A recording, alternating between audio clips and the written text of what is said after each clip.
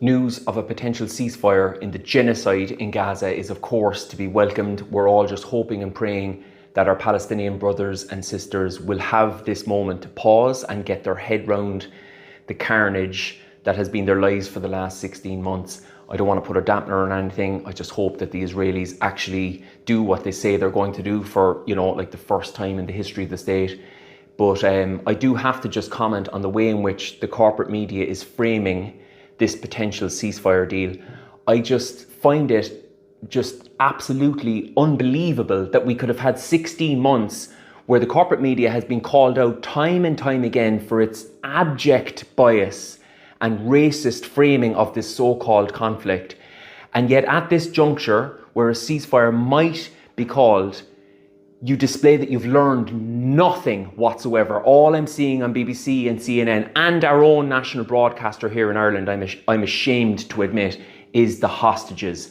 The hostages. We're in touch with the families. This hell might be ending for them. They don't want to get their hopes up, but they are praying that this is the real deal and soon they'll be home with their families. As if that's the start, middle and end of the fucking story.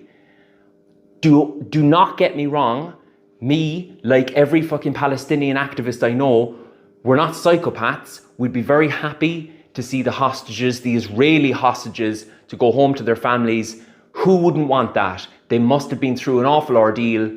That would be great. But that's only the beginning of the fucking story, you monstrous racists. Do you want to talk about hostages? Do you want to talk about people being held prisoner? There are 100 times the Palestinian prisoners being held in Israeli jails right now without charge.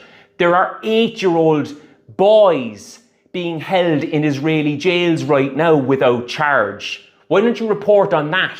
And why don't you report on the fact that the main story here is that the genocide of up to 70 or 80,000 people, or probably more, might be stopping. The worst genocide in modern times that has been live streamed might be stopping. Is that not the main story, as opposed to a few people going home to their family? Christ almighty. And one good thing that's come out of this latest final stand of bias from the corporate media is that us as allies need to learn right here, right now, that our work just begins. These people need to be held accountable and they need to pay for being complicit in war crimes.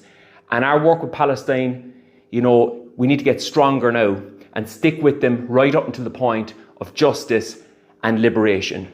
Fuck you, corporate media. Free Palestine.